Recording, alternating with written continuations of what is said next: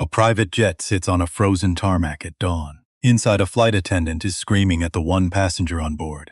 "Get out of that seat, you don't belong here." The man doesn't move, doesn't argue, just watches her with eyes so calm it makes her angrier. She grabs his bag, throws it down the aisle like garbage. Still nothing. So she leans in close and slaps him. Full force. Across the face. The crack echoes off the mahogany walls of a $65 million cabin. What Marnie Vexley doesn't know, what she couldn't possibly imagine, is whose name is painted on the side of this aircraft. Or that a phone on the armrest has been recording. For 14 minutes, on 32 seconds, he touches his cheek, looks up at her, and says very quietly, "You just ended your own career."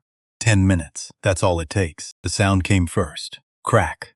Like firecracker going off in Zunzatalai. Sharp. Wrong. The kind of sound that doesn't belong in a room that expensive. And so your brain takes a half second to process it. And in that half second, every person in that cabin stopped breathing. A hand. Her hand. Open palm, full force, across the left cheek of a man who had done nothing but sit in a seat. His seat. Ellison Crowe did not move. 52 years old. 6'2". Shoulders built from decades of carrying things nobody else could see. And he just sat there, let the sting bloom across his cheek like a slower sunrise, while a flight attendant stood over him with her chest heaving and her finger rising to point directly at his face. "Don't you ever touch me again." He raised his right hand, slowly, touched his cheek the way you'd check a bruise on something delicate. Then he looked up at her, not startled, not performing anything at all, just steady. The kind of steady that comes from 40 years of being educated and choosing every single time not to flinch. He looked past her for a moment, out the oval window, at the sunrise turning the tarmac copper and gold, the ground crews in their yellow vests moving between aircraft like they always did, the world outside going about its Tuesday, completely unaware of what had just happened inside this cabin. Then he looked back at her and said it, quiet, barely above the hum of the engines. "You just ended your own career." She laughed, actually laughed, smoothed her uniform jacket with both hands, lifted her chin. Because in 12 years, nobody had ever said something like that to her and meant it. So the laugh was automatic, reflexive, the laugh of a woman who had never once been made to pay a price. 10 minutes later, she was standing alone on that tarmac, watching the jet taxi away without her. The morning cold pressing in from all sides. Her credentials already surrendered. 10 minutes. That's all it took to burn down 12 years. But you can't understand those 10 minutes, not really, not the weight of them, without understanding the 40 that came before.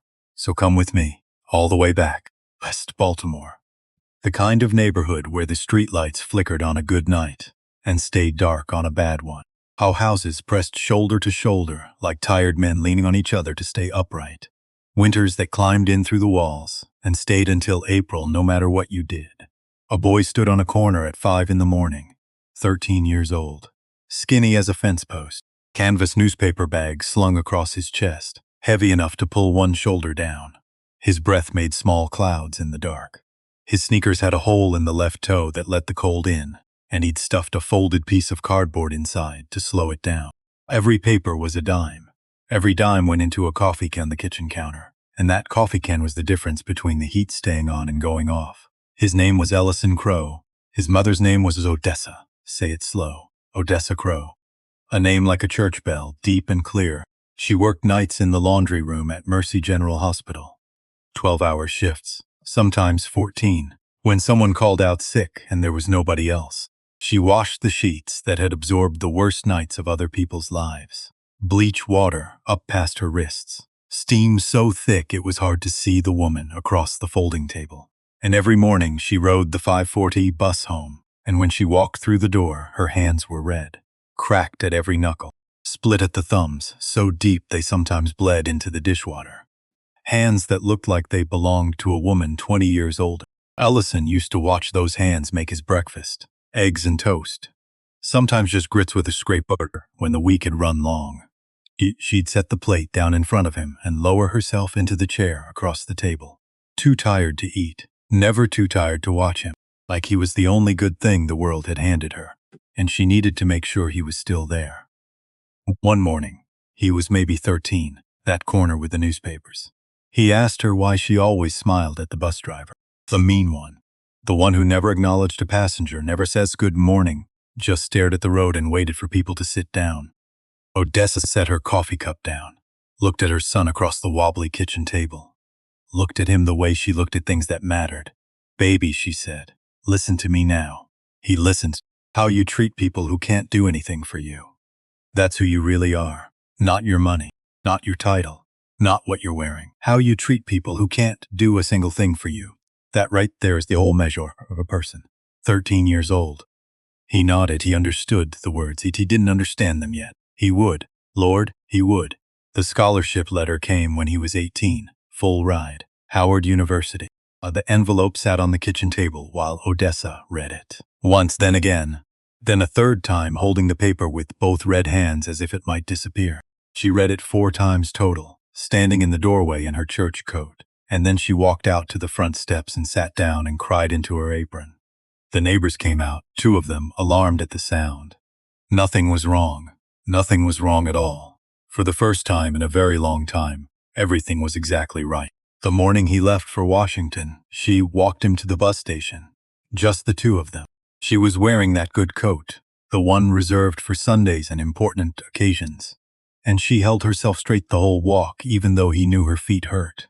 At the platform, in the gray early morning, with the bus already loading and the driver calling last call, she pressed something into his hand. He felt the paper before he saw it. Hush! He looked down. A $20 bill, soft as cloth from handling, one corner torn. Mama, no. You need this. That's hush. Her eyes were shining, not crying, just full. You take that. And every time you think about leaving it somewhere, spending it or forgetting it, you remember exactly where it came from. You hear me? It was everything she had. He was certain of it. She knew he knew it, and she held his gaze and dared him to say so. He didn't. He took the $20 bill, and he boarded the bus, and he watched her through the streaked window as the platform slid away. She was still standing straight, still wearing the good coat, still holding herself like someone who had not just handed her last $20 to a kid on a bus. He did not spend it, not through the hungry years at Howard, eating peanut butter from a plastic spoon for dinner in a dorm room the size of a closet. Not when the first business was a one-room logistics office with a rented desk, a second-hand phone, and a notepad full of ideas that had no business working. Not when it started working anyway. Not when the contracts started arriving. Not when the money became something larger than money. Not when it became something so large it stopped feeling like anything at all. 25 years. That's what it took. 25 years of 5 a.m. mornings and rooms full of people who looked straight through him, of handshakes from men who called him impressive in a tone that meant they hadn't expected much. 25 years of building Crow Meridian Holdings into a $4 billion enterprise, spanning logistics, aerospace support, and commercial real estate across 11 states. If something got shipped, flown, or built on in half of America, some portion of it had passed through his company's hands. And if you searched his name online, almost nothing. No magazine profiles, no red carpet photographs, no verified social media, no publicist, no spokesperson, no assistant announcing his arrivals. Just a man who showed up to important places in a plain black hoodie and sneakers he'd owned for 3 years, and let people decide who he was before he said a word. People assumed that was humility. It wasn't. It was a test. Because Odessa's sentence had turned into something else over 40 years. Something he ran deliberately, consciously, on every person he met. Dress like nobody. See who treats you like somebody. The waiter who was warm before he knew the tip was coming. The parking attendant who held the door and meant it. The receptionist who smiled at the man in the hoodie. Because that was just how she treated people. Those people got remembered. Some of them got opportunities they never saw coming. One young man who helped him change a tire on a Georgia highway. No idea who Ellison was. Just a stranger in the rain with a flat. Runs a regional warehouse division today. And the others. The ones whose eyes slid past him. Whose smiles materialized only after someone whispered a number in their ear. He remembered them too. Filed away. Quietly. The way a man with a long memory files things. Odessa never saw the empire. That's the part that catches his chest on quiet mornings. On early flights. In hotel rooms where the city is still dark outside. She passed 5 years ago. Peaceful. In the little house he'd bought her after 3 years of argument and her insisting she didn't need anything so big. She went in her sleep. In the bedroom. With the good mattress. And the she'd picked herself. She never saw the jet, never saw the headquarters building with his name across the face of it, never sat in a seat like the one she spent her life making sure he deserved. But the $20 bill was in his wallet, right now, this morning, laminated against the ears. One corner still torn, still soft beneath the plastic, the way cloth gets when it's been held by the same hands too many times to count. He touched it before every big meeting, before every flight, before every room full of people who had already decided what a man who owned this much should look like. One more thing, one quiet habit, 8 years old, that the morning at Crestfield Airport would prove was not a habit at all. It was armor. Dallas, 8 years ago. A hotel lobby, marble floors, the kind of place where the flower arrangements alone cost more than some people's rent. Ellison was crossing to the elevator after a meeting when a front desk manager stepped from behind the counter and into his path. "Sir, excuse me, sir." The woman was flushed. Her eyes kept moving to his jacket pocket, then back to his face. "I need to ask you about the item in your pocket." He stopped, completely still. "What item?" "The watch. From the display case near the entrance. I saw you standing near it." "The display case." "A locked glass case near the hotel entrance. Merchandise for sale. Watches running into the low thousands." He had glanced at it, paused for maybe 30 seconds, while he checked a message on his phone. And this woman had seen a black man in casual clothes standing near expensive things and done the math she'd been unconsciously taught to do. He said very calmly, "I don't have a watch from your display case. I have my own watch, the one I'm wearing. I'm going to need to. I don't have your watch." Security came. Politely, professionally, and with the practiced efficiency of people who had been trained to resolve uncomfortable situations without creating scenes, they asked him to step aside. A small crowd gathered the way small crowds do, not sessed directly, but not staring either. And Ellison stood in that lobby with his hands open at his sides, saying, "I didn't take anything," and watching every face around him process the situation and arrive, in about 3 seconds each, at a conclusion. His word against hers. The case turned up empty. He was free to go. The apology arrived 2 weeks later, in an envelope from the hotel's legal department. Careful language, passive constructions, regret for any inconvenience experienced. He didn't rage. That had never been his way, and it wasn't Odessa's way either. But that night, alone in a different hotel room in a different city, he sat on the edge of the bed and thought about what the lobby had cost him. Not the time, not the embarrassment, though it was there, a cold weight in his chest that he'd carry for days. The cost was the deal, a 9-figure partnership he'd been negotiating for 4 months, with a man who'd heard a version of the lobby story before Ellison got to tell his own. It took 3 more months to repair 30 seconds of assumption had damaged. He opened his phone, found the recording app, moved it to the front page of his home screen, the first thing his thumb found. And from that evening forward, without announcement, without explanation to anyone, Ellison Crow began recording. Every interaction that felt wrong, every conversation where the air shifted, every room where he sensed someone deciding, before he'd said a word, that he was less than he was. 8 years of it. Hundreds of recordings, most of them nothing. Most of them just a man going about his life and a world behaving itself. But the habit stayed, because the one time you don't press record is the one time you need it. Remember that. You're going to want to remember that. An apartment across the river.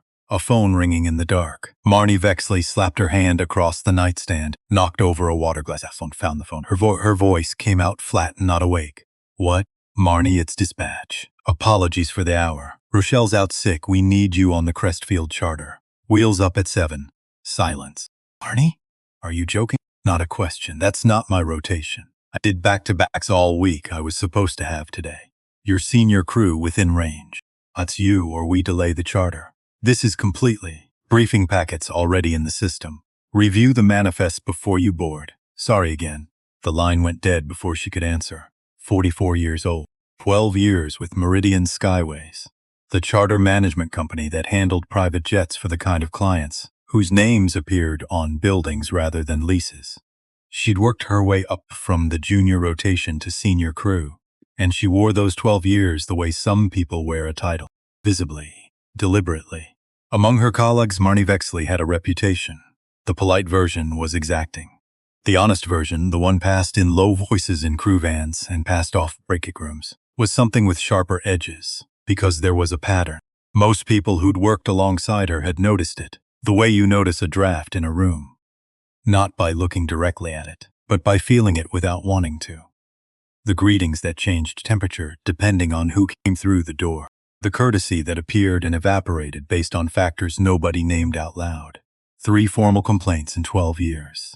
All 3 from passengers of color.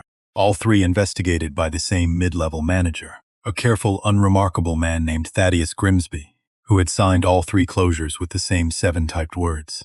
Insufficient evidence to substantiate the claim. Stamped. Filed. Gone. And every time a complaint disappeared, something in Marnie grew a little more certain of itself. Because that's what happens when a person is never told no. They don't stay the same, they expand. They fill whatever space the silence provides. 12 years of silence had given Marnie Vexley a great deal of space. She arrived at Crestfield Airport at 6:15, rushed. Her coffee only half finished. Her mood 3 degrees below civil. She badged through the crew entrance, straightened her collar and moved toward the tarmac. And here, right here, is the detail the lawyers would circle in red ink for months. She never opened the briefing packet, didn't check the manifest, didn't pull up the client profile, didn't read the name printed at the top of the file with the notation beside it. Principal. Aircraft ogre. She was tired and she was irritated, and she'd been on enough charters to know the shape of them, and how different could one be from another. She would find out. On the other side of the terminal, a dark SUV rolled to a stop at the private entrance. No driver stepped out to open the door. No assistant followed carrying a garment bag. Just one man stepping out into the cold gold light, a leather weekender bag on one's shoulder, a tablet tucked under his arm, hoodie, dark jeans, sneakers worn down to the shape of his feet. The woman at the front desk looked up and her whole face changed. "Morning, Mr. Crow." "Morning, Denise." He stopped at the counter, not rushing. "How's your son? Hear anything back from that school?" "Waitlisted still, but we're staying hopeful. He'll get in. I've seen his essay. Kid thinks clearly." A nod. "A real one. Tell him I said so." She waved him through. She'd checked him in dozens of times over the years. She knew exactly who he was. Out on the tarmac, his aircraft waited. A Gulfstream G700. $65 million of engineered precision, gleaming in the morning light like it had been poured from something liquid and allowed to cool into this shape. Tail number NCRW1. Registered to Crow Meridian Holdings. Sole owner standing on the tarmac in a 3-year-old hoodie. He climbed the air stairs. The cabin received him the way it always did. The smell of leather and polished wood, a trace of vanilla from the diffuser near the galley. Cream seats, dark mahogany panels. A conference's table with flush into the surface. The particular quiet of a well-built enclosed space. His space. He settled into the second row window side. Set his bag on the adjacent seat. His mother's Bible was in there, and his grandfather's fountain pen, and the documents for a $350 million acquisition he was flying to Savannah to close. Just a Tuesday. A young woman appeared from the galley, carrying a coffee with both hands and a look of concentrated carefulness. "Good morning, sir." "Cream," they said. "That's how you take it." They said right. He accepted the cup. Her name tag read J. Renwick. "First time on this bird?" "Yes, sir. Months with the company. First time solo on a charter this size. So if anything seems, if I seem, I'm completely fine. She stopped for herself. Laughed a small, embarrassed laugh. "If I drop something, please pretend you didn't see it." He laughed. Actual warmth, not performance. Deal. Josie Renwick, 26 years old, retreated to the galley feeling the specific relief of a difficult introduction landing better than expected. He opened his tablet. Began moving through the Savannah documents. At 6:52, heels clicked on the air stairs. Marnie Vexley stepped through the cabin tent door, straight to her collar, raised a she perhaps that smile. The professional one, loaded and ready before she'd even looked at the cabin. Then she looked at the cabin. Her eyes found the second row. A black man in a hoodie, in the owner's suite, in the most expensive seat on the aircraft. The smile died mid-construction, fell apart like something dropped, and something else assembled in its place. Colder, more certain. Her spine straightened, her chin lifted by a degree, and her heels, when she started walking, clicked down that aisle differently than they had a moment before. Not a walk. A verdict with legs. She did not check the system. Did not radio the front desk. Did not ask a single question of anyone who could have answered it in 4 seconds. She just decided. And in the pocket of a plain black hoodie, a thumb was already moving, quiet as muscle memory. 8 years of habit compressed into a single practiced motion. Record red timer began. 1-3. She stopped in front of him, arms crossed, looking down at him the way you look at something on a chair that shouldn't be there. I need to see your boarding confirmation. Not good morning. Not welcome aboard. Not any of the 14 openers, trained into every crew member in their first week. Just that. Flat and already decided, Ellison looked up from his tablet. He studied her face for a moment with no particular expression. Then he opened the Meridian app on his phone and turned the screen toward her. His name, the flight, today's date, the tail number, everything. She glanced at it the way you glance at a menu you've already decided against. Let out a small sound through her nose. Half a laugh that wasn't a laugh. That's just a booking. That's the charter confirmation. It shows a reservation. She tilted her head. It doesn't prove you're assigned to this section. She weighted those last 2 words like she was setting them down carefully. This is the owner's suite. This is reserved. I'm aware. I think there may have been a mix-up at the desk. It happens. She offered a smile with nothing behind it. There's standard seating in the rear, much more appropriate for. And there was that word, the one that had followed him into every room he was told he didn't belong, appropriate. It never meant what the dictionary said. It always meant the same other thing. He held her gaze for one long moment. Then he put his headphones on and went back to the Savannah documents. The effect this had on Marnie Vexley was immediate and visible, because Marnie could handle argument. Argument had a shape she knew how to work inside. But being dismissed, being simply set aside and not responded to by a man she'd already determined was beneath her. That did something to her that argument never could. Her nostrils flared. Her fingers curled at her sides. She held it for 2 seconds. Then she turned on her heel, walked past him to the seat where his leather bag sat, and picked it up with both hands. No asking, no warning. Let me help you relocate to the back. You'll be much more comfortable there. She said it as though she were doing him a kindness. Started walking. Ellison stood, and the cabin changed, not violently, not dramatically. He just rose to his full height, and the room rearranged itself around him. From the galley doorway, Josie had stopped moving, her tray of glasses suspended in both hands, watching. Put my bag down, clear, unhurried, not loud. The voice of a man who doesn't need volume to mean something. I'm not moving anywhere. Marnie stopped mid-step, turned slowly. Something crossed her face, fast, there and gone. That might have been uncertainty. Her pride swallowed it before it could become anything useful. She dropped the bag, not set it down. Dropped it. The thud it made when it hit the cabin floor bounced off the mahogany walls. His mother's Bible was in that bag, his grandfather's pen. She dropped it like luggage left on a bus. Then she leaned in, dropping to something intended to be a threat. You don't want to make this difficult. Trust me. She turned away and added, for the benefit of anyone within range. This is exactly what happens when people don't read the rules. In the galley, Josie Renwick had not moved. The tray was still in both hands. She had heard every word, seen every moment. And inside her chest, 2 voices were already screaming at each other. But she wasn't ready yet to find out which one was louder.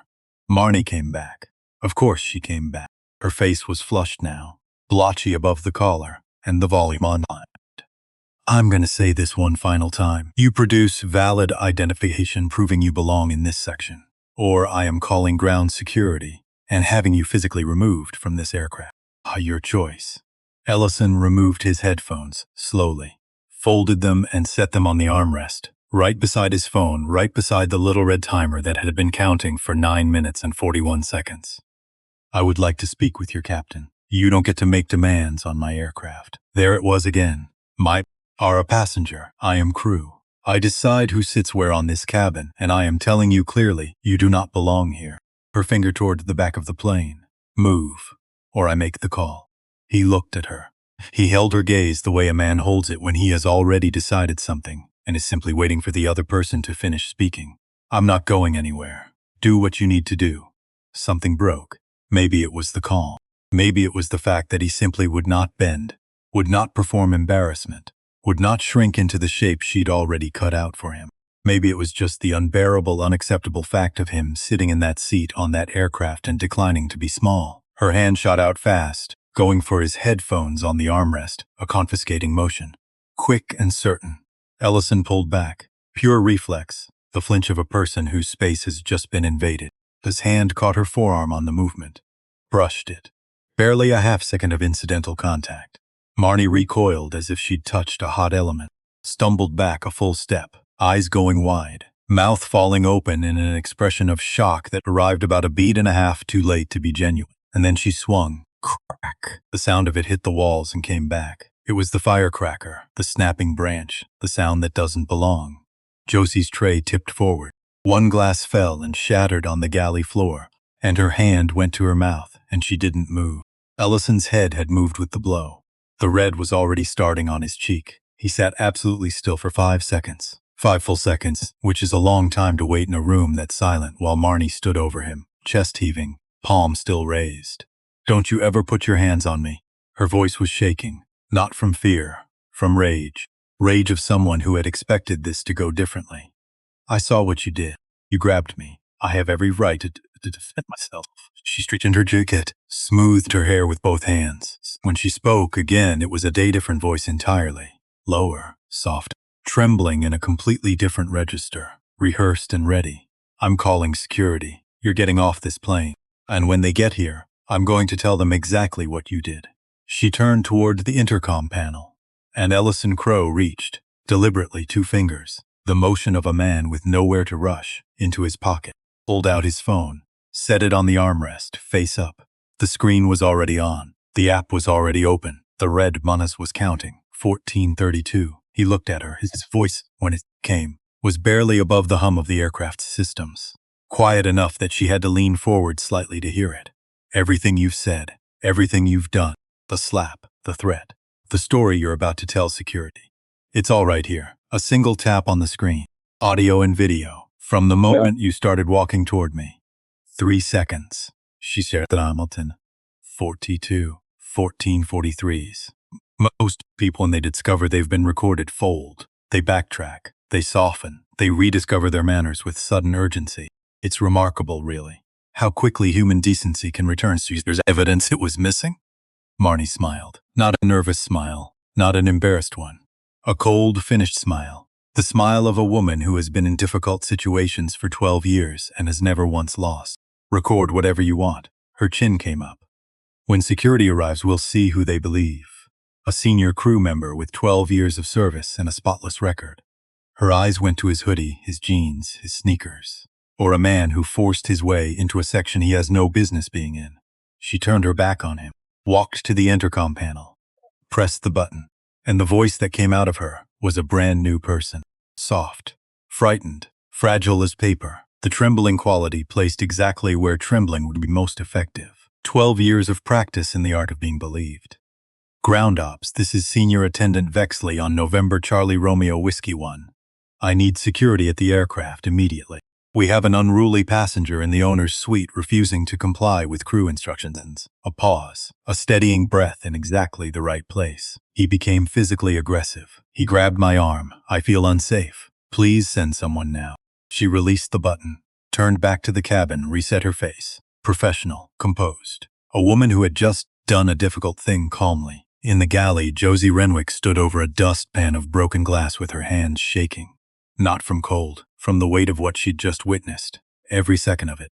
The bag, the dropped belongings, the reaching hand, the flinch, the slap, the lie. He had seen all of it, and now she heard footsteps on the air stairs. 2 sets, heavy and purposeful. Ellison Crowe leaned back in his seat and folded his hands, the red mark on his cheek deepening into something that would be visible for days, the red timer on the armrest still climbing. His mother's voice, 40 years old and perfectly clear. "How you treat people who can't do anything for you. That's who you really are." The cabin door opened, and everything Marnie Vexley had built her certainty on was about to be taken apart, quietly, methodically, and in front of witnesses. 1 piece at a time. 2 sets of footsteps on the air stairs. Heavy, purposeful. The sound of authority arriving, which was exactly what Marnie Vexley had ordered up, and she moved to intercept it before it could form its own opinion. She positioned herself at the cabin door with the precision of someone who had staged difficult moments before. Hands clasped, shoulders down, face arranged into something that communicated both competence and distress. The particular combination that tends to make people trust you and feel protective of you at the same time. The first officer through the door was older. gray pressed into his temples, a face like weathered stone that had processed 30 years of terminals and tarmacs and situations that had looked one way from the outside and turned out to be another thing entirely once you got close. His name tag read Beale style. Officer Beaufort Lyle. He moved with the unhurried deliberateness of a man who had learned that the first 30 seconds of any call were best spent listening rather than acting. Behind him, his partner, younger, tense in the shoulders, hand resting near his radio with the readiness of someone still calibrating when readiness was appropriate. Marnie met them 2 steps inside the door, words already assembled and moving. "Thank God you're here. Thank you for coming so quickly." A breath, placed just right. The gentleman in row 2. He forced his way into the owner's suite. I asked him, politely, multiple times to relocate to the standard section, and he refused every time. And then, her hand went to her forearm, cradled it against her chest. He grabbed me. He grabbed my arm aggressively when I tried to assist him. I had to defend myself. In 12 years, I've never felt unsafe on an aircraft the way I did just now. It was a beautiful performance. It truly was. The pacing of it, the detail, the hand going to the arm. If you hadn't seen what happened in that cabin, you would have believed every word. Officer Lyle listened to all of it without interrupting. Nodded once, slowly at the end, said nothing. Then he looked past her, down the length of the aisle, to the man sitting calmly in the second row, with a tablet on his lap and a phone on the armrest, and a red mark developing on his left cheek. I looked at the mark for a half-second longer than everything else. 30 years of tarmacs. You notice things. He walked down the aisle, stopped beside row 2. His voice was level and neutral, giving nothing away. "Sir, Officer Lyle, Crestfield Ground Security." "Yes, I see some identification." Of course. No speech, no argument, no performance of indignation. Ellison Crowe reached into his back pocket the way a man reaches for something he's done 1,000 times, slow and easy and unthreatening, and produced his wallet. Opened it, handed over the license. Lyle took it, looked at the photo, looked at the man in front of him, looked at the name, Ellison J. Crowe. And he paused. Not long, half a second, maybe less. The pause of a man whose brain is cross-referencing something. Because Beaufort Lyle had worked private aviation at Crestfield for 11 years. And you don't spend 11 years at a private terminal without learning which tail numbers go with which names, the way a librarian learns where the books live without having to think about it. NCRW1, Crowe. He handed the license back, polite, unhurried. Then he stepped 3 feet aside, turned his back to the cabin, and pressed his radio. His voice was low. But a grounded jet is a quiet place, and in a quiet place sound carries farther than people account for. Ground ops, Lyle. Need a client verification on tail November Charlie Romeo Whiskey 1. Confirm the registered owner, and today's charter client, please. Static. 10 seconds. Marnie stood near the galley entrance with her arms folded and the expression of someone waiting for processes to confirm what she already knew. 15 seconds. Josie Renwick had not moved from the galley doorway. Her hands were empty now. She'd set the tray down when the officers boarded, and she was gripping the doorframe with one hand, watching. 20 seconds. The radio crackled. Lyle, confirmed. Tail November Charlie Romeo Whiskey 1 is registered to Crowe Meridian Holdings. Today's sole charter client is Ellison Crowe, CROWE, CEO and principal owner of the registering company. A brief pause from the dispatcher, the kind that suggested he understood what he was clarifying and for whom. "He owns the aircraft, Beau." Silence. The particular silence of a room where something has just changed shape and everyone is still adjusting to the new dimensions. Officer Lyle lowered his radio. He stood very still for a moment, the way a person stands when they are choosing how much of an internal reaction to let surface at work. Then he turned around, not toward Ellison, toward Marnie, and the look on his face was not anger exactly. It was something that contained anger the way a dam contains water. Present, pressurized, controlled. It was the look of a man who had just understood that he had been called to this aircraft to remove a billionaire from his own cabin, because a flight attendant did not approve of his clothing. He walked past her without speaking, went back to row 2, and when he addressed Ellison again, his entire register had shifted. The neutrality was gone. What replaced it was something closer to discomfort. The careful tone of a professional who understands that an apology is owed, and that it is genuinely insufficient for the situation. "Mr. Crowe, I sincerely apologize for the disruption, sir. Is there anything you need from us at this time?" The cabin held its breath. Ellison looked up him, a long, considered look. Then his gaze moved, just once, just briefly, to Marnie Vexley standing frozen near the galley. I need her off my plane. 7 words. Spoken at a volume only slightly above silence. Each one landing with the specific gravity of something that cannot be taken back. And Marnie Vexley's world began, at that precise moment, to come apart. You could watch it happen in real time. The color leaving her face the way color leaves things when the source of it is removed. First the cheeks, then the lips, until she was standing in the middle of a $65 million cabin the shade of old wax, her arms rigid at her sides, her mouth moving without producing sound. Then the sound came, small, broken at the edges. Wait, a breath, what? No, that can't be. He can't possibly. A laugh escaped her, high and completely wrong for the situation. Look at him, there is no way that he is. She stopped. But everyone in that cabin finished the sentence anyway. Every person there, Officer Lyle, the younger officer, Josie frozen in the galley doorway, and the man sitting quietly in row 2, heard the words she pulled back from the edge of, heard them clearly, in the silence where they should have been. He can't be the owner. Look at him. The younger officer was staring at her now. His hand had come away from his radio entirely. His mouth was slightly open, the expression of someone watching something happen that they will be describing to people for years. And here, right here, is where most people would have found an exit. A door, any door, a hastily constructed apology, a sudden discovery of a scheduling error, anything to interrupt the trajectory of what was coming. Most people, confronted with evidence this complete, would have located their dignity and started negotiating toward a version of the morning they could survive. Marnie Vexley was not most people. 12 years of complaints going nowhere had removed the exit-finding muscles entirely. She straightened, lifted her chin, and said to Officer Lyle in a voice that had somehow rediscovered its certainty, "That doesn't matter." Lyle blinked. "Ma'am, who owns the plane? It doesn't change what happened." He grabbed my arm. "Assault is assault, regardless of whose name is on the registration. I have every legal right to press charges, and I intend to pursue that regardless of what his paperwork says." The younger officer actually winced, turned it into a cough. Officer Lyle looked at her for a long measuring moment, and something in his expression shifted. Not anger, but toward something almost like sorrow. The particular sorrow of watching someone walk deliberately toward a consequences they not yet should see clearly. He took one step toward her. When he spoke, it was quietly. The voice you use with someone standing too close to an edge. "Ma'am, Mr. Crow's phone has been recording since before you boarded this aircraft." A pause. Video and audio both.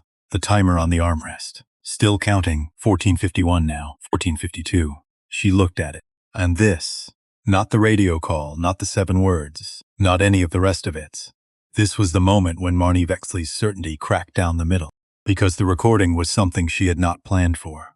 In 12 years, nobody had planned for her. Nobody had come onto an aircraft with their phone already running. Nobody had been 3 steps ahead before she'd even opened her mouth, her lips parted. You can't record someone without their consent. That's illegal. I didn't agree to. His aircraft, ma'am. Lyle. Flat as a closed door. His private cabin. New Jersey is a one-party consent state. He has every right. The ventilation system cycled. Somewhere below the tarmac, a fuel truck beeped in reverse. And Marnie Vexley stood doing a new kind of math. Math with a video in it. Math that was not coming out the way any of her math ever had before. Josie Renwick took a breath. Then she took 6 steps out of the galley. Her hands were not steady. She knew it and couldn't stop it. She'd taken off her serving gloves and was holding one of them balled in her fist, and her legs were doing something complicated that involved moving forward, while every survival instinct she possessed screamed at her to stop. As Josie knew what stepping forward cost. She had the math on it from her own life, from a story she carried but didn't often tell. When she was 11 years old, there was a girl in her class named Dana. Quiet girl. 2 sweaters she rotated all winter, the blue one and the gray one. And some of the other kids, not the worst kids, just ordinary kids with ordinary cruelty, made Dana's life miserable every day. On the bus and in the halls and at lunch. Small, consistent, daily. And Josie saw it, all of it over months, and said nothing. Things so dangerous, kept herself.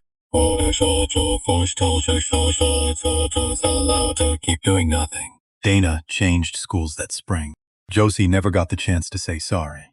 That word, the one she'd never said, had lived in her chest for 15 years, like a splinter that never quite surfaced. She was not going to carry another one. So Josie Renwick walked those 6 steps on shaking legs and planted herself in front of Officer Lyle. And the voice she found started as barely anything and grew with each sentence into something she didn't know she had in her. Officer, I need to tell you what actually happened in this cabin. Arnie's head snapped around. Her eyes went sharp and flat simultaneously. Josie, don't. Josie looked at Lyle. Only at Lyle. I was in the galley from the moment Ms. Vexley boarded. I witnessed the entire interaction. She took a breath, kept going.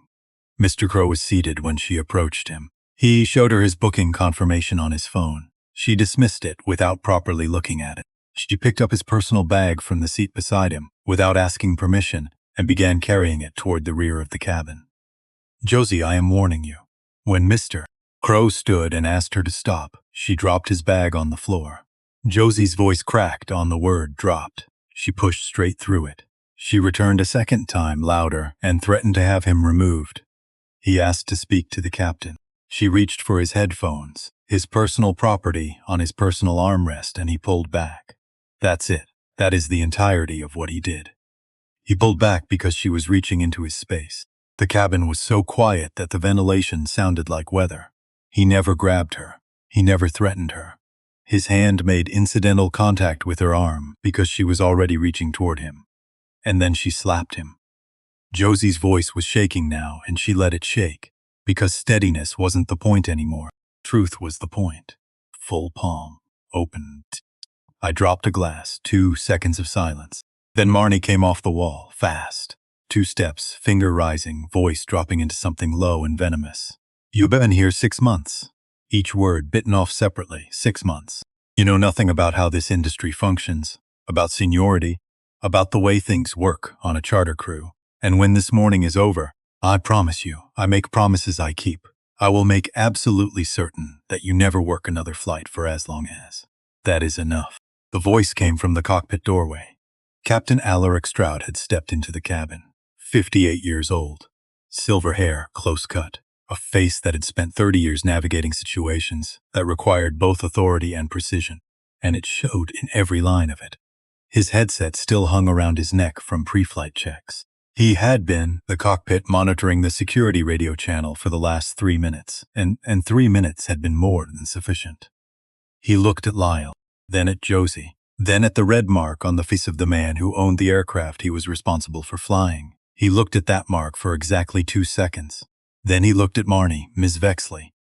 His voice had the quality of a door swinging shut, measured, each word placed with the finality of something that has been decided and will not be revisited.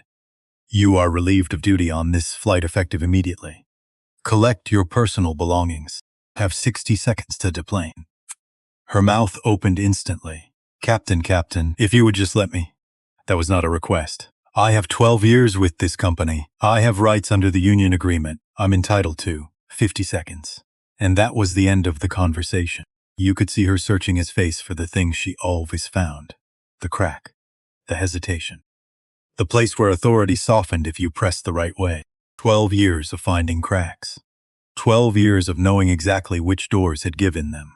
This one was solid all the way through. Her eyes went around the cabin. To Lyle, who was looking past her. To the younger officer who had found something on the floor to study. To Josie, who was crying silently and standing her ground anyway. And finally last, to the man in the second row, who was not looking at her. He was back on his tablet. Past her. Finished. The way you're finished with weather after it moves through. Somehow that was the thing that cost the most soest. Marnie grabbed her bag from the galley. Her movements had lost all their precision. Jerky, too fast. The composure she'd worn like a second uniform, dissolving into something that had no shape at all. She walked the aisle toward the door, and her heels clicked unevenly. Not a countdown anymore, just a stumble trying to keep up with itself. At the top of the air stairs, she turned back. Her mouth opened. Maybe a threat was in there. Maybe something else.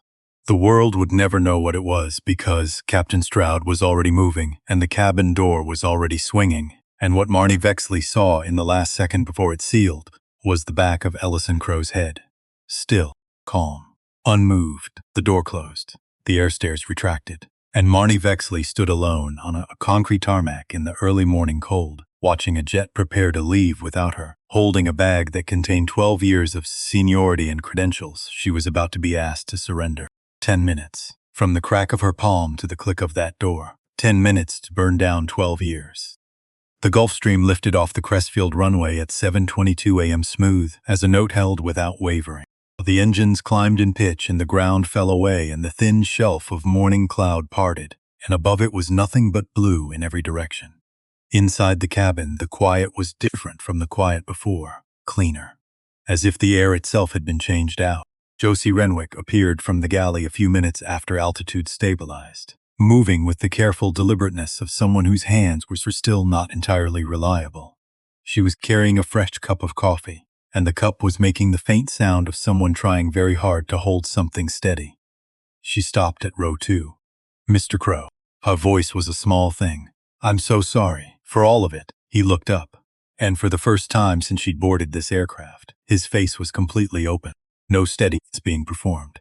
No calm being maintained. Just a man looking at a young woman who had done something genuinely difficult and was standing in the aftermath of it. You have absolutely nothing to be sorry for.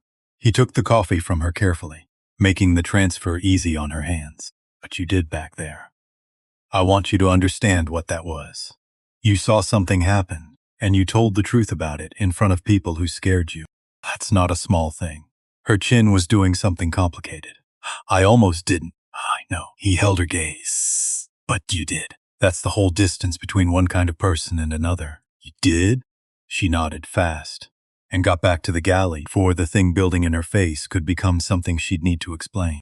Ellison set the coffee down on the armrest, looked out the window at the blue. The land below had simplified into shapes. The geometry of highways and farmland, the threading of rivers, everything at this altitude reduced to pattern and distance. He opened his wallet. The $20 bill, laminated and corner torn, worn soft beneath the plastic by the hands that had once held it before his. He ran his thumb across it the way he had 10,000 mornings on 10,000 flights. He sat with it for a while. Then he picked up his phone, a different one from the one sitting on the armor-side with its recording, and scrolled to the name he'd trusted for 14 years. Dashiell Okonkwo picked up on the second ring. "Ellison's not yet 8. That's not a good sign." "It's not." He kept his even. "I need you to move on something today, Dash. Starting now." And he told him. All of it. Flat and sequential. The way you report facts to someone who needs them in order.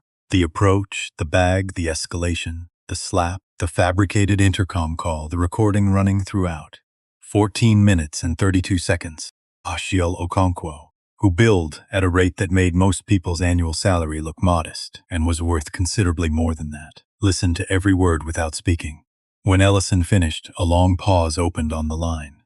14 years, Dashiell said finally. 14 years, and I have watched you swallow situations like this. The hotel in Dallas, the country club dinner, the contractor meeting in Phoenix, where they made you wait in the lobby for 40 minutes. You always chose the work over the fight. You always said the building was the answer. The building is one kind of answer. So what changed? Ellison was quiet for a moment. Outside the window, the cloud layer had closed below them, and there was nothing but blue in every direction. She called security and told them I'd assaulted her, Dash, while I was sitting in my seat with a mark on my face from her hand. He paused. She almost pulled it off. If I hadn't been recording, it would have been her word against mine, and we both know where that ends. Another pause. Then Dashiell's voice shifted into a different register. Focused. Ready. 4 steps, he said.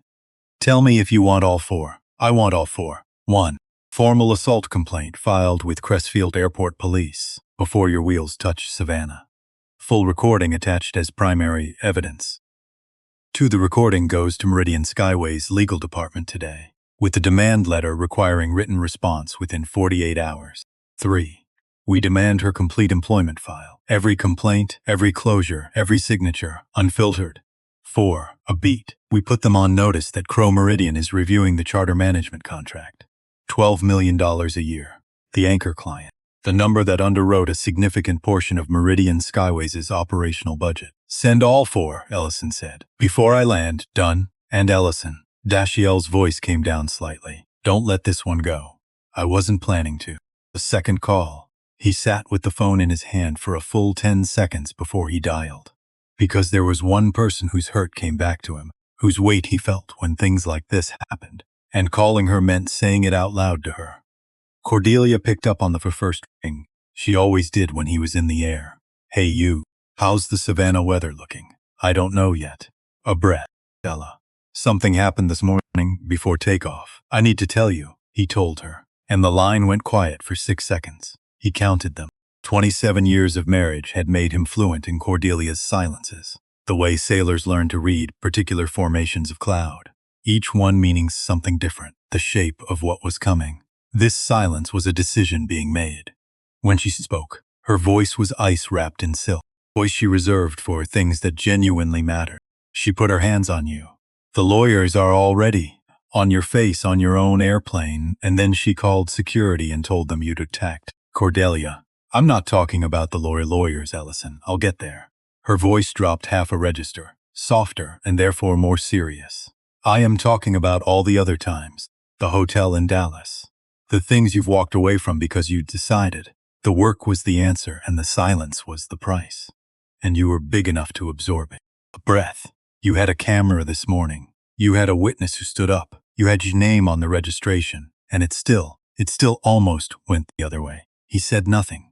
The clouds below shifted. "So I need you to think about something," she continued. "How many people has that woman done this to? Before you, who had none of that? Oh, recording, no witness, no name on the plane. People who just had the truth and watched the truth lose and went home and sat with it." Her voice had something in it now that wasn't quite anger. Something older and more careful than anger. "You have the power to make sure this particular story doesn't stay quiet. Not because it happened to you, because it didn't start with you." Silence at 41,000 feet. "Call Angela Morse," she said. Angela Morse, veteran investigative journalist. 20 years covering institutional discrimination in corporate America. The kind of reporter whose stories didn't just create news cycles. They created policy changes, internal reviews, industry-wide reckonings. Cordelia had followed her work for years. "I'll make the call," Ellison said. Cordelia made it first. That afternoon, before Ellison's wheels touched Savannah, she called Angela Morse directly. Angela picked up. Cordelia told her what had happened in 40 words or less. Angela Morse said, "Send me the recording. I'll need 4 days to verify everything independently. You'll have it within the hour." That same afternoon, while Ellison Crowe was shaking hands in a Savannah conference room over a $350 million acquisition that suddenly felt like the least significant thing that had happened to him all day, Dashiell Okonkwo received the file. Not the summary, not the sanitized version that managers kept at the top of the cabinet. The complete unfiltered employment record of Marnie Vexley, 12 years of it. Every performance review, every scheduling note, every complaint. There were 3 complaints which they already knew, but reading them in full was a different thing from knowing they existed. The first complaint had been filed 18 months ago by a black businessman, a platinum-level client with a 7-year relationship with Meridian Skyways. He described an entire 2-hour flight during which the senior attendant, not named in the complaint by name, but identified by description and flight number, refused to address him by name despite being corrected twice. Called him Sir for the entirety of the service, in a tone he described in writing as dripping with contempt. He had written the complaint carefully and in detail because he'd wanted to be believed. He had not been believed. His 4 pages had received 7 words in response, stamped and signed by Thaddeus Grimsby. The second complaint. 11 months ago. A family, the Delgado family, flying on a premium booking. They described the senior attendant physically blocking the aisle and telling them they were in the wrong section. They were not in the wrong section. They had the confirmations to prove it. She had made them show those confirmations twice before she stepped out slowly without apology. Their complaint was detailed and accompanied by booking documentation. 7 words. Filed. Gone. The third complaint stopped Dashiell mid-read. 5 months ago. A young woman, 23 years old, traveling alone on a 2-hour charter. The complaint described a senior attendant requesting to see her boarding confirmation 4 separate times during the flight. 4 times. And when the young woman finally asked, quietly, trying not to make trouble, why she was being asked again, the attendant had allegedly leaned in and said, with the fusmusam of someone who understood exactly what they were doing. Because I need to make sure you're supposed to be here. Closed. No actions. Thaddeus Grimsby's signature, written so many times it had stopped looking like a name and started looking like a habit. Dashiell sat back from his desk and looked at the wall for a moment. Then he called Ellison. It's a pattern, he said. Documented, dated, chronological. 3 separate people, 3 separate flights, 3 separate complaints, all describing the same behavior. And someone in that company read all 3, signed them closed, and put them in a drawer. Ellison was standing at a window in the Savannah conference room, watching evening settle over the river. The acquisition paperwork was signed, done, filed. The $350 million deal was the smallest thing on his mind. Grimsby, he said, find out everything. Already building the picture. And Ellison. A pause. Montgomery Ash has called my office 4 times today. The CEO himself. Personal wait the 48 hours. He's not going to like what waits for him at the end of them. No, Ellison said. He's not. Let's go back a few hours. Because while a Gulfstream was climbing out of Crestfield into the morning blue, a man in a corner office in Manhattan was having, for the last time in his professional life, a perfectly ordinary Tuesday. Montgomery Ash, CEO of Meridian Skyways. 20 years of building what he was genuinely proud to call the most discreet, most reliable, most trusted luxury charter brand on the eastern seaboard. He had a shelf of industry awards. He had a client list that read like the index of a financial almanac. He had silver cufflinks and a $700 fountain pen, and the particular satisfied stillness of a man who had built something and was watching it run. At 9:47 a.m., the demand letter arrived in his inbox. He opened it. Read it once. Read it again with his coffee halfway to his mouth and never completing the journey. Then he clicked the attached file and pressed play. He sat through 14 minutes and 32 seconds without speaking, without moving, without touching the coffee, which was cold by the time the recording ended. He heard the sneer. He heard the bag hit the floor. He heard with physical clarity the crack of her palm against a seated man's face. And then he heard the intercom call, the trembling, constructed, absolutely deliberate fiction of a woman performing victimhood 30 seconds after committing assault. And then the recording ended, and Montgomery Ash sat with both hands flat on his desk, looking at his screen, with the expression of a man who has just watched 20 years of careful reputation building develop a crack that is going to be very difficult to explain. I picked up the phone, called Ellison Crow's private number, reserved for clients at this level, for matters that required direct conversation. It rang once. A voice answered that was not Ellison's, pleasant or professional, and completely immovable. Mr. Ash. Dashiell Okonkwo. I represent Mr. Crow. Mr. Okonkwo. I've seen the letter and I've reviewed the documentation, and I want to say personally, on behalf of Meridian Skyways, that this is completely Mr. Ash. Still pleasant. Mr. Crow will not be available for calls from Meridian Skyways until your company's formal written response is received. You have 48 hours. I'd encourage you to use them carefully. The line ended. Montgomery Ash sat holding a dead phone in the largest office in the building. He called an emergency meeting. Lawyers, HR, communications director. By noon, 9 people were around his conference table, and the recording was playing through the speakers. And when the slap came through the sound system, 2 of the 9 people in that room flinched visibly. The general counsel was the first to speak, in the considered tone of someone choosing each word the way you choose footing on uncertain ground. Monty, there is no version of this where the attendant position. The recording is clear. The incident is documented. She has to be terminated today. Then she goes today. There's more. She slid the personnel file across the table. His attorney already has this, which means it's already part of the record. 3 prior complaints, all from passengers of color, all closed without action, the same manager. She let that say. This isn't an isolated incident, it's a pattern. And the pattern has our HR manager's signature on it 3 times. Montgomery looked at the file, then at the windows. 40 stories above a street full of people who had not yet heard about this. Get me everything on Thaddeus Grimsby, he said quietly, and find out what Ellison Crow actually wants. Not what you think he wants. What he actually wants. He would find out in 48 hours. And what Ellison Crow wanted was something that Montgomery Ash, with all his silver cufflinks and all his industry awards, had not anticipated and could not simply write a check to resolve. Because you cannot write a check for the thing that was actually being asked for. There is no line on the form for it. But that's a story for the next morning.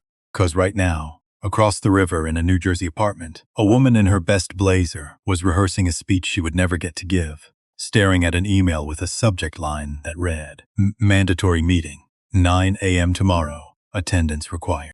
On the doubt that had arrived with that email, the cold drop of something she hadn't felt in 12 years, was the first honest thing Marnie Vexley had felt all day.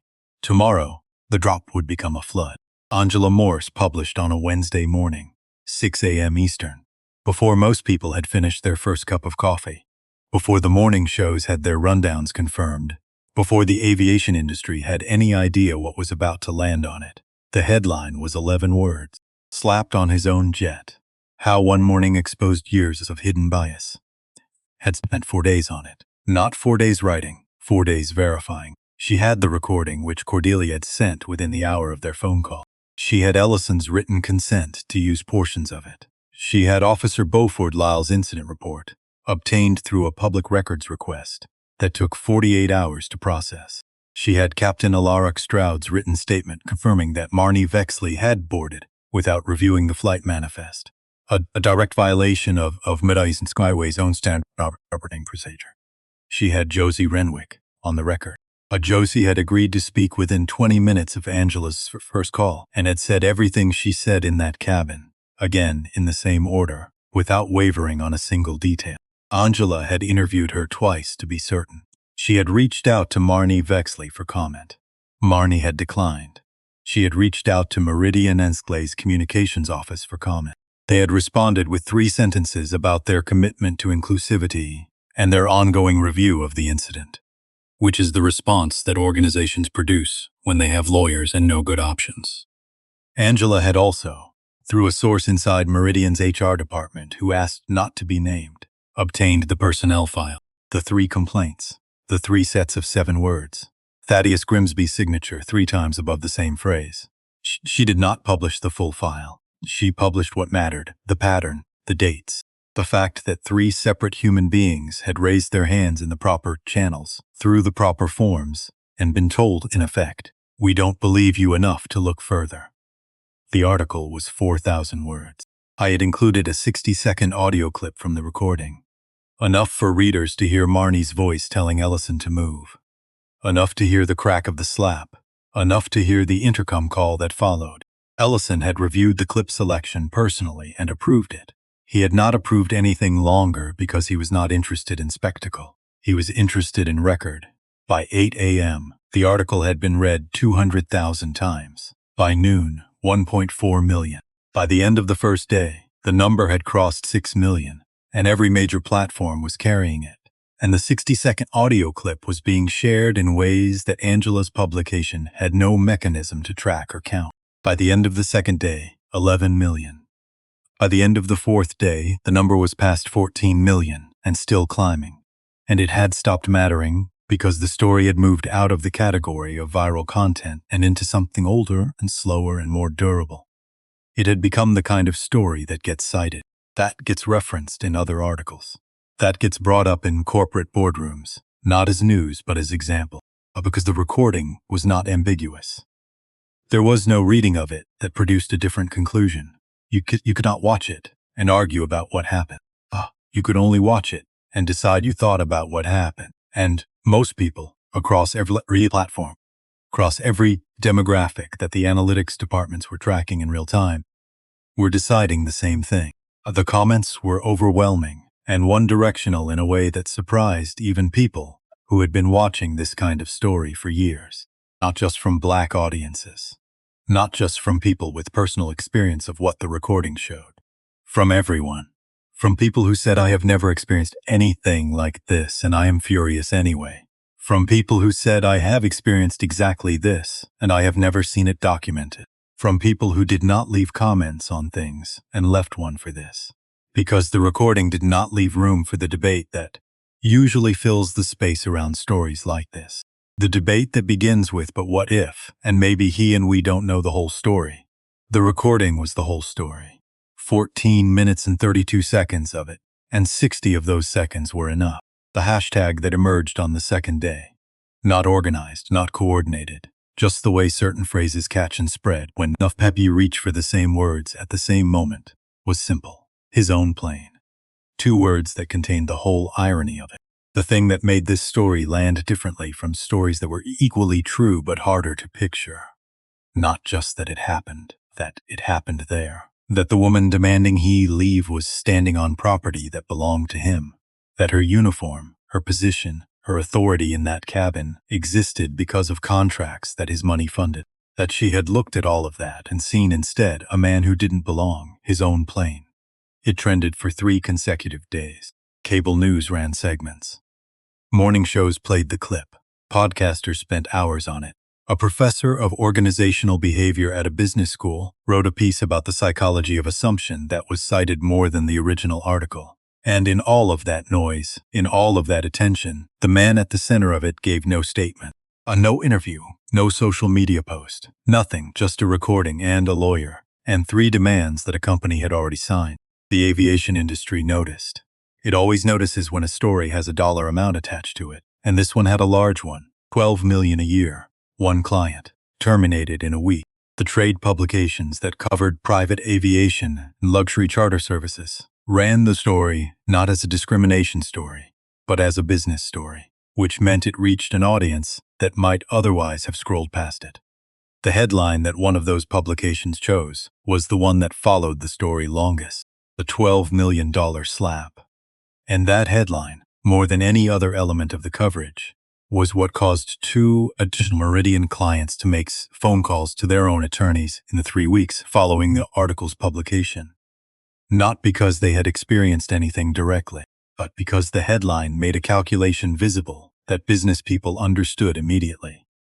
If Meridian Skyways had allowed this pattern to run for 12 years, what else had they been allowing? What other complaints were in other drawers? What other clients had experienced something and said nothing because they believed, correctly as it turned out, that saying something would accomplish nothing? Those 2 clients left quietly, without press releases. The departure of the second one was what finally convinced Meridian's board that Montgomery Ash's era was ending whether he chose to end it or not. Angela Morse, for her part, moved on to the next story. That was the job. But she agreed to 1 conversation with Ellison, 4 months after the article published, for a follow-up piece about the Odessa Crow Fund. She asked him whether he had expected the response to be what it was. No, he said. I expected it to be believed. I didn't expect it to matter to people who had no personal stake in it. Why do you think it did? He thought about it. The way he thought about things, not performing consideration, actually considering. Because the recording took away the argument, he said finally. Usually there's an argument.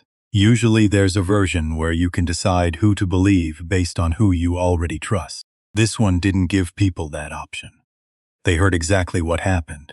And I think a lot of people have been in a room where something happened and nobody believed them. And they finally got to watch the room run out of places to hide. Angela Morse wrote that down, but ran as the closing paragraph of her follow-up piece, which was read considerably fewer times than the original article. And mattered considerably more, because the original article started a conversation. Follow-up pointed toward what the conversation was actually for.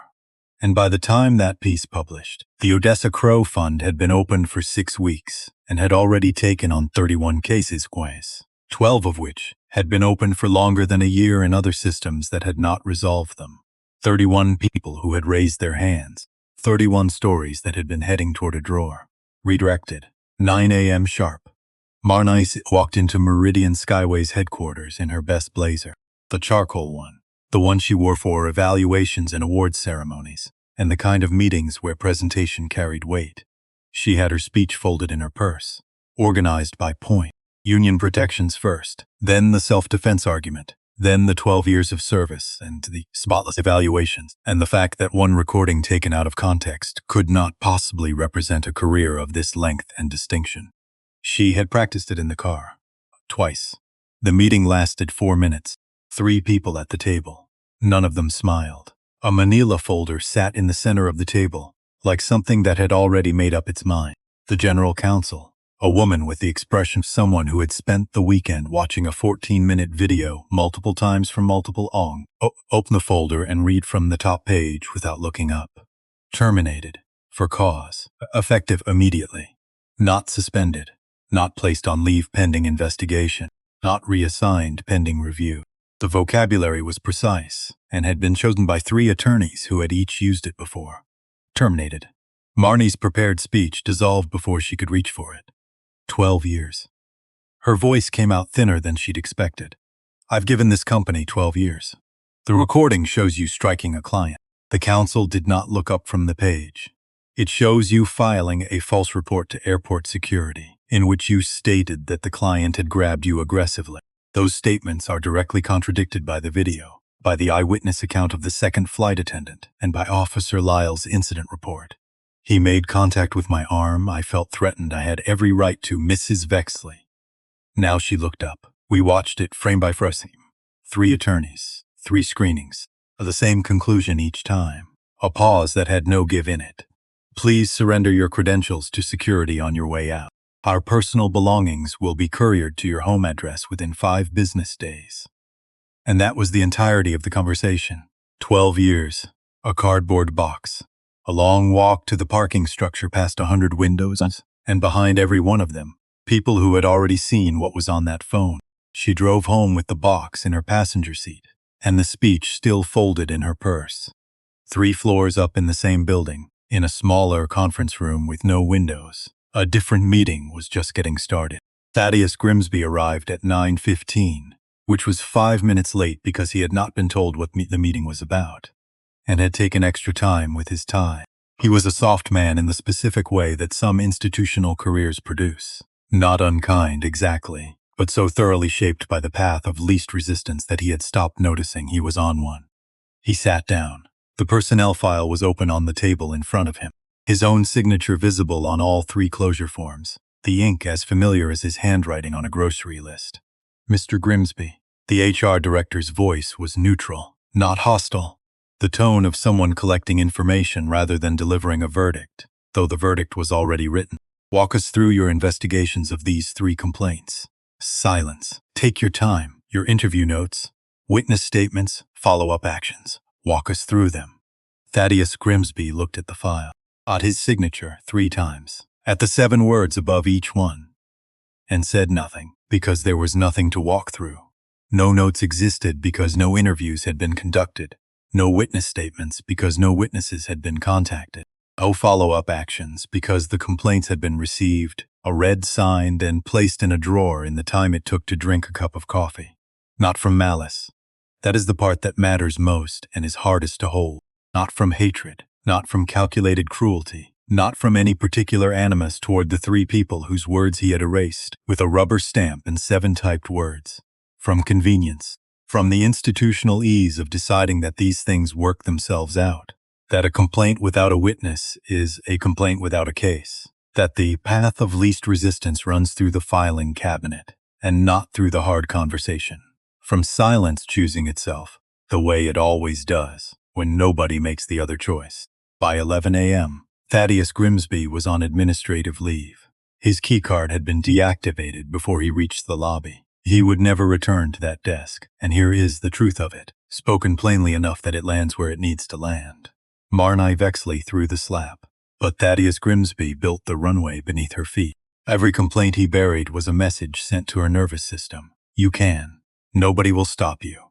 Every insufficient evidence was a hand at her back saying, keep going, we'll handle the noise. Silence is never neutral. Silence is always a decision. It just gets to pretend otherwise. 48 hours after the demand letter landed on Montgomery Ash's desk, his response arrived at Dashiell Okonkwo's office. And give the man credit. He did not go small. The package was comprehensive by any ordinary measure. A formal written apology on company letterhead, signed by the CEO personally. Lifetime complimentary chart services for Ellison Crowe & Co. Meridian Holdings across Meridian's entire fleet, and a check enclosed in a separate envelope with Montgomery Ash's handwritten note paper-clipped to the front. $500,000. $500,000. Delivered with a note in actual fountain pen ink that read part words to the effect that what happened aboard that aircraft was a profound failure of everything Meridian Skyways stood for, and that no amount could adequately. Dashiell called Savannah. Ellison was sitting in a hotel room, Savannah deal signed and closed, looking at nothing in particular through the window, at the river going dark in the evening. Dashiell read the offer in full. Then he waited. The silence on the line lasted long enough that he checked the call was still connected. Then Ellison said quietly, "Send it back. The check, all of it. The apology, the services, the check. Send it all back." A pause and dash. "Write this down. 3 sentences. I want them exact." Response that arrived on Montgomery Ash's desk the following morning was 3 sentences long, and it went through that building the way a fire alarm goes through a building. Not as a sound, but as a feeling. Something that makes everyone stop and look at each other. Mr. Crow has no interest in Meridian Skyway's money. He is not for sale, neither is his dignity. Montgomery Ash read the 3 sentences 4 times, then he read what came after them, because Dashiell had attached the actual demands, 3 of them, formal and non-negotiable, to the returned settlement package. 1. A public acknowledgement, not a press release built out of fog and passive construction. A plain, signed, specific statement that Meridian Skyway's internal complaint process had systematically failed passengers of color over a period of years, and that this systematic failure had allowed a documented pattern of discriminatory behavior to continue without consequence until it resulted in the physical assault of a client aboard his own aircraft. 2. A full independent audit of Meridian's HR procedures and complaint handling processes, conducted entirely by an outside civil rights organization with no financial relationship to the company. Not Meridian's attorneys, not Meridian's consultants, not anyone who had ever been paid by Meridian for anything. Strangers with no reason to be gentle. 3. Mandatory anti-bias training for every person on Meridian's payroll. Every flight attendant, every ground crew member, every manager, every executive, and Montgomery Ash himself and chair in a classroom like everyone else. Designed and delivered by the same independent organization conducting the audit. Every dollar of cost borne entirely by Meridian Skyways. Montgomery Ash read the list twice. His general counsel, sitting across from him, watched his face while he read. She had been doing this job for 18 years, and she had learned to read the faces of executives receiving news that their options had narrowed to one. "Sign everything," he said. All 3, today." He set the paper down. "And get me the aviation trades on the line.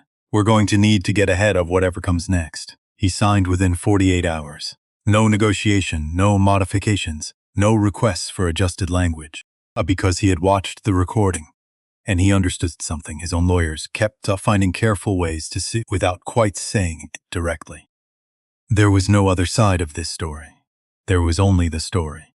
He believed that signing the demands would save the account, the relationship, the $12 million a year that underwrote more of Meridian's operational stability than most of his board knew. 1 week later, a single page arrived from Crow Meridian Holdings. 1 page, clean, professional. The contract termination. Every relevant date, every relevant figure, every legal formality handled with the precision of a firm that had been doing this for 25 years. And at the bottom, one final sentence, not legalistic, not hedged, just plain, that every aviation trade publication in the country would print in the following weeks, some of them in bold. Crow Meridian Holdings does not maintain business relationships with organizations that tolerated discrimination against its principal for years before it happened to him on camera. Read that once more. Before it happened on camera, because he was not leaving over the slab.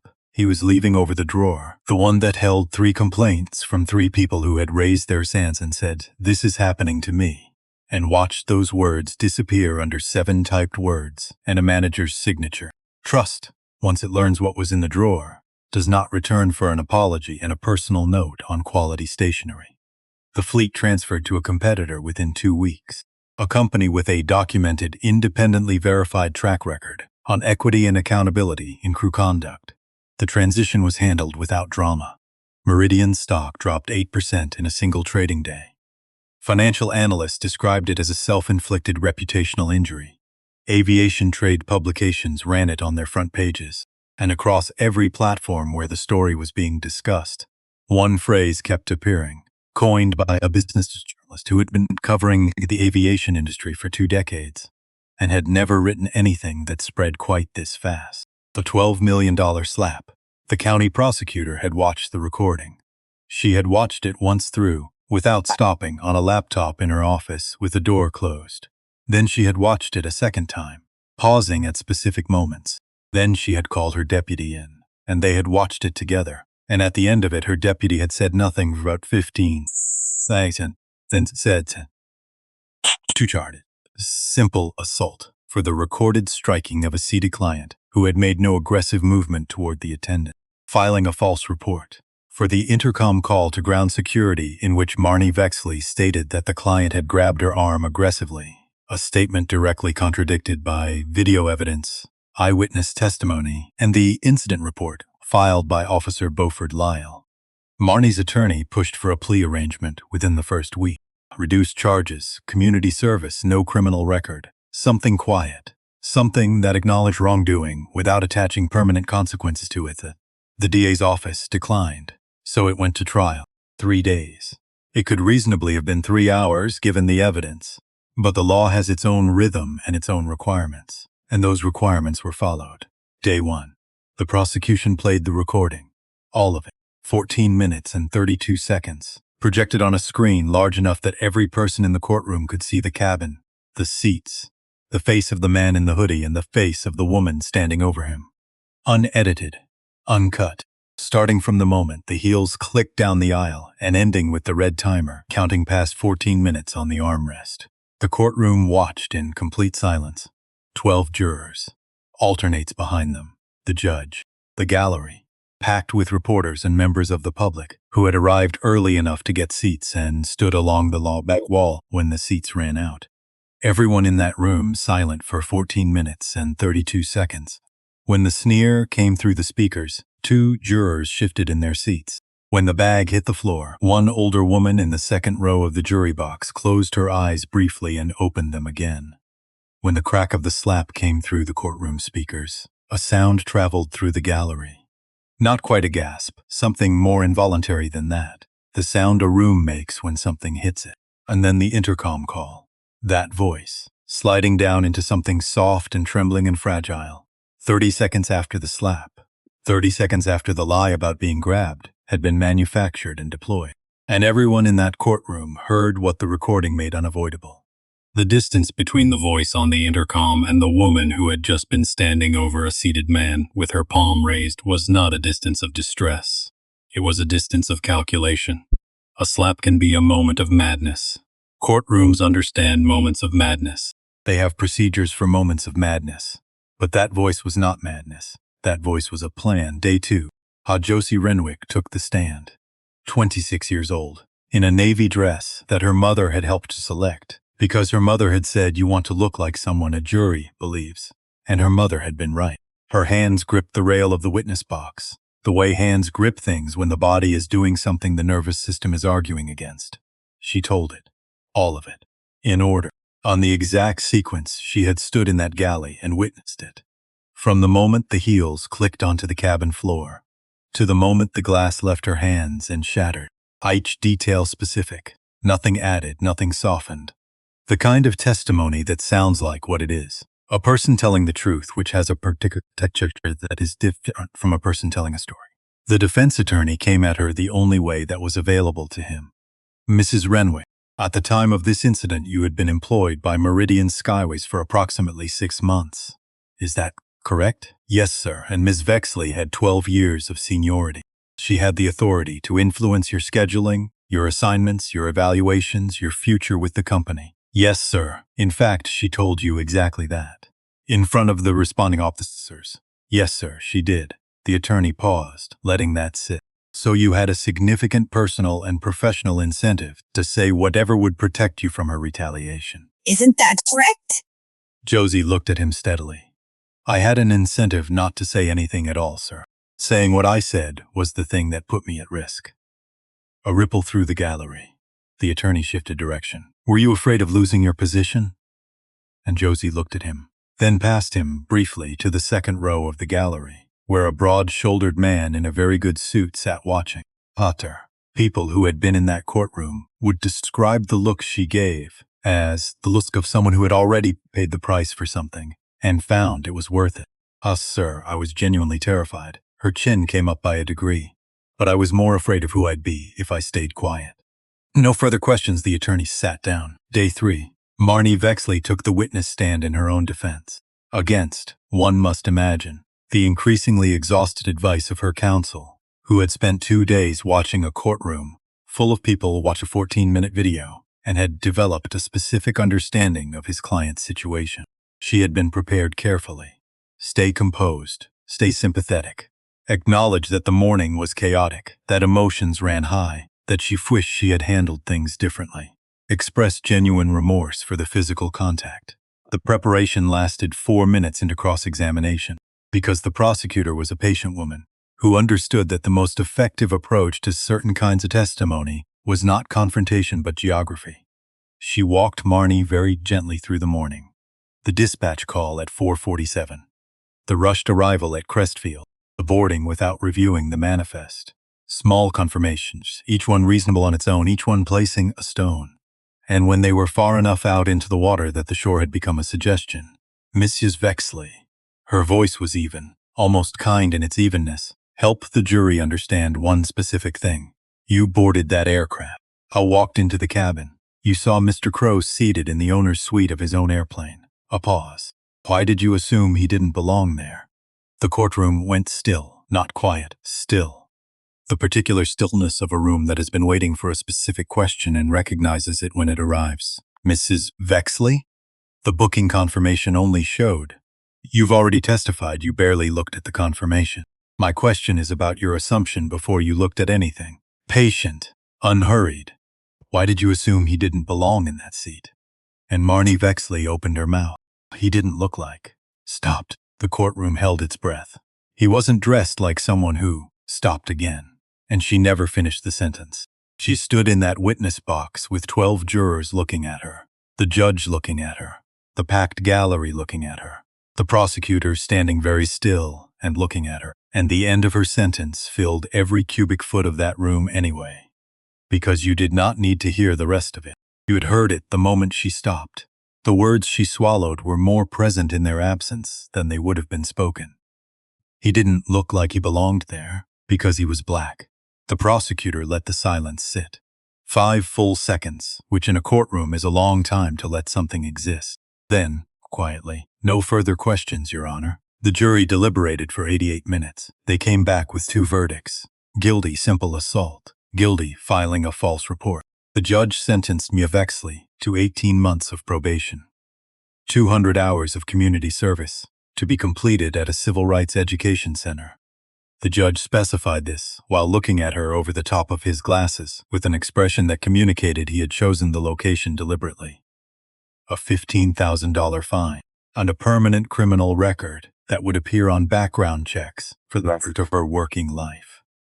She stood for the reading of the verdict and did not move, did not cry, did not react visibly, just stood there very straight, staring at a point on the far wall. Like a woman who has been watching a door for a long time and has finally watched it close. The independent audit came back 8 weeks after the trial.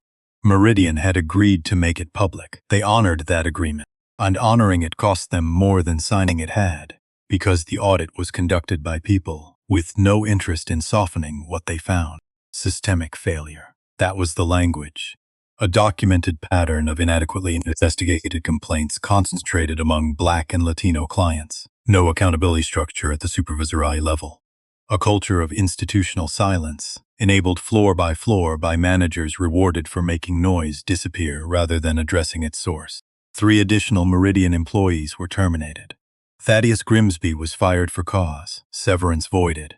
He hired an attorney. The attorney reviewed the file and had a frank conversation with him about his options. 14 months after Crestfield, Montgomery Ash resigned. His letter cited personal reasons. Nobody believed the letter. 2 more major clients had quietly moved their contracts in the 8 months between the verdict and his resignation, each departure accelerating the next. The brand he had spent 20 years building was permanently marked, not destroyed. Marked, the way certain damage marks things without removing them from service. Marnie Vexley completed every requirement of her sentence. Probation, community service hours, the fine, all of it fulfilled on schedule, without incident. She applied to 4 airlines. All 4 declined, 3 hospitality companies, same result. Her name had acquired a second meaning that existed independently of her now. Not a person in those HR departments, but a case study. A demonstration of what happens when bias mistakes itself for authority long enough. A reporter found her 8 months after the trial, working retail 2 states away. She declined to comment. He used one line to describe her. People who followed the story kept coming back to it for years, for the way it said something true without explaining it. A woman living in the long shadow of a single morning. Josie Renwick submitted her resignation from Meridians and Skyways. The same afternoon, Marnie was terminated. She didn't wait to be asked. 3 weeks after the verdict, the charter company managing Ellison's fleet offered her a position, senior flight attendant, a title that would have taken 5 more years to earn at Meridian. She accepted the same day. The phone call took less than 4 minutes. A kitchen. Evening. 2 cups of tea going cold between 2 people who have known each other long enough to sit in silence without filling it. The night of the verdict. "You won," Cordelia said. "No, you don't look like it." He turned his wallet over in his hands, the way he did when he was thinking about something that lived inside it. "That young woman," he said, 23 years old, traveling alone. She filed a complaint, wrote it out carefully, did everything right. And Grimsby put it in a drawer and wrote 7 words, and she was gone. A pause. She didn't have a recording. She didn't own the plane. She had the truth, and the truth wasn't enough. Cordelia reached across the table, put her hand over his. "Then build something that makes the truth enough," she said. "Not for you, for her." 6 months later, the Odessa Crow Fund opened. No press conference, no ribbon cutting. A website, a phone number, a staff of 7. Named for a woman who worked 30 years of night shifts in a hospital laundry room, whose hands were cracked and red every morning of her son's childhood, who never saw the jet, never saw the headquarters, never saw $1 of the empire, but who had sat across a wibbly kitchen table one morning and handed her son the only thing she had, a sentence he was still carrying 40 years later. $10 million. Free legal representation for people experiencing discrimination in service industries. Airlines, hotels, restaurants, retail. Built around one specific criterion that Ellison wrote into the intake form himself. No camera, no witness, no institutional standing. The people the system had been built to forget. First year, 85 cases, 12 settlements, 4 trials, 4 wins. One case forced a national hotel chain to rebuild its complaint process from the ground up. Another exposed failures in a regional airline's reporting protocol, significant enough that the airline submitted to independent review before any legal compulsion required it. And the director of training at the Odessa Crow Fund, the person who stands at the front of every volunteer orientation and teaches people what this work requires and what it costs, is Josie Renwick. She ends every first session the same way. Not with statistics, not with legal frameworks, with one line painted on the office wall by a volunteer who asked for nothing in return. Silence isn't neutral. Silence is a choice. One morning, I decided I was done making it. Now, before the last scene. A few words, honestly. Ellison Crow, Marnie Vexley, the Gulf Stream, the courtroom, these exact events, fiction, made up. But you already knew it didn't feel entirely like fiction. Because being looked at and not seen, that's real. Being judged in the first 3 seconds by things that have nothing to do with who you are, that's real.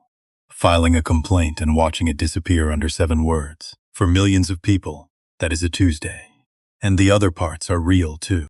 The Josies, scared half to death and walking forward anyway. The mothers at kitchen tables, handing their children sentences that outlast everything else. The quiet dignity of people who absorb things they shouldn't have to absorb and stand back up and keep building so. Here is what I'll leave with you. Sometime soon, this week, maybe today, somebody is going to get treated like a nobody right in front of you. In a store, in a waiting room, on a plane. And in that moment, you'll hold the same choice Josie held, frozen in a galley with her hands shaking. Silence. Our 6 feet of shaking legs and the truth. Choose the 6 feet. Last seen now, a Tuesday morning, 18 months after Crestfield. A private term, early light on the tarmac, a Gulf Stream waiting. A man walking toward it. Alone, 53 now, same style of hoodie, same worn sneakers or their direct descendants. Soft leather bag on one shoulder, same bag because his mother's Bible was inside it, and he was not replacing the bag. The woman at the front desk looked up and her face changed. Morning, Mr. Crow. Coffee's already on board. Denies? He stopped, never rushed. Your son, how's he doing up there? Called me Sunday just to say hi, not to ask for anything. That's the sign. The real smile. That's when you know. He climbed the stairs, settled into the second row, window side. And before the engine started, he did what he always did. Opened the wallet, the $20 bill, laminated, one corner torn, worn soft beneath the plastic by hands that had held it before his through 30 years of bleach water and night shifts and mornings on the 5:40 bus. Mama, quietly, to the cabin, to no one and everyone. You never saw any of this. The engines began their low hum, but everything I did that day, when she'd already, that was kitchen your senses. The thing you taught me before I understood what you were teaching. His thumb moved over the torn corner. People can look right at you and see nothing but what they expected to find. Happens every day. To people with a lot less under them than me. The aircraft began to move. But how you stand up, Mama. How you stand up when they've already written the ending. He closed the wallet. Watched the gold light move across the tarmac. That's the part that stays. The Gulf Stream lifted. Climbed through the thin cloud. Broke into the blue. And how you treat people who can't do anything for you. That's who you really are. A woman in Baltimore said that once, over eggs and grits. To a boy with a newspaper bag and a hole in his left sneaker. He never forgot it, neither should we.